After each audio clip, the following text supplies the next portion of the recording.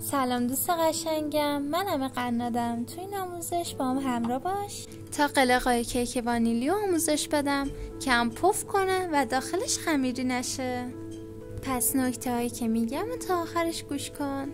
برای شروع کار 4 تا تخم مرغ نیاز داریم. حتما 1 ساعت قبل درست کردن کیک بیرون از یخچال بذارینش. حالا 1 لیوان شکر بهش اضافه میکنیم و نصف قاشق مربا خوری وانیل. با هم زنبرقی خوب هم بزنیم.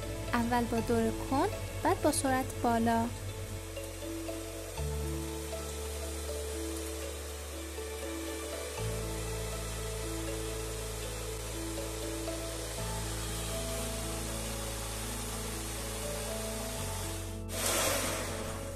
انقدر هم بزنید تا کرم رنگ بشه مثل ویدیو.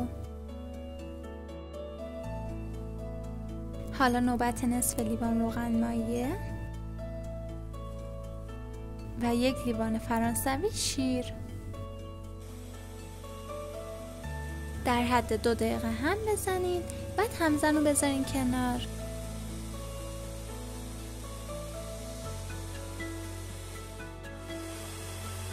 اگه این نکاتی که میگم خوب عمل کنید، غیر ممکنه که کیکت پف نکنه.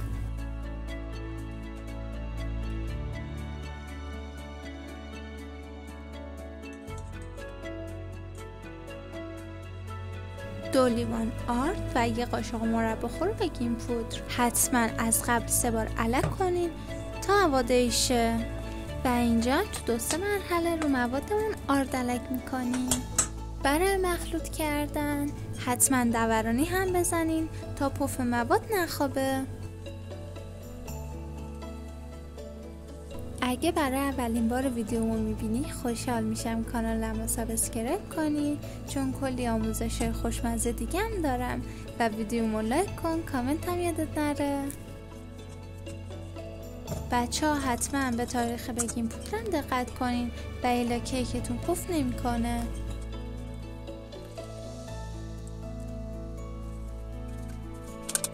حالا قالب مد نظرتون رو خوب چرب کنین. میتونین با کرم انجام بدین چون راحت تر از قالب جدا میشه.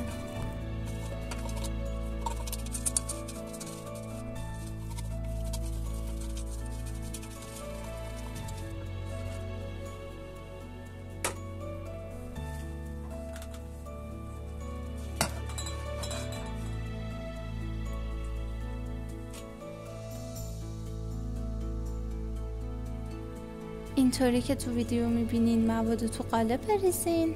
از یه سمت مواد رو نریزین که یک دست نمیشه کیکتون. حتما فراموش نکنین فرو از قبل گرم کنین تو دمای 180 درجه به مدت 30 تا 45 دقیقه.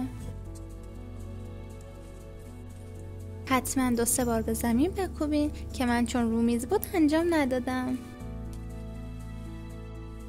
به به، اینم از کیک خوش بافتمون. بذاریم چند دقیقه سرد شه، بعد برش بزنیم.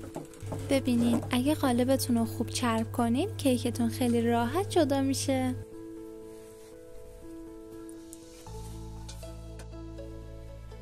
اگه یه بار درستش کنی مطمئنم عاشقش میشی. اینجا هم براتون برش میزنم که فقط بافت کیک رو ببینین.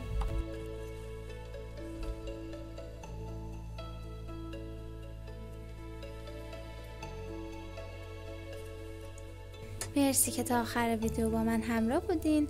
امیدوارم درستش کنین و از خوردنش لذت ببرین. اگه سوالی هم داشتین برام بنویسین و تو کامنت ها بگین آموزش بعدی چی باشه. لایک هم فراموش نشه. دوستتون دارم.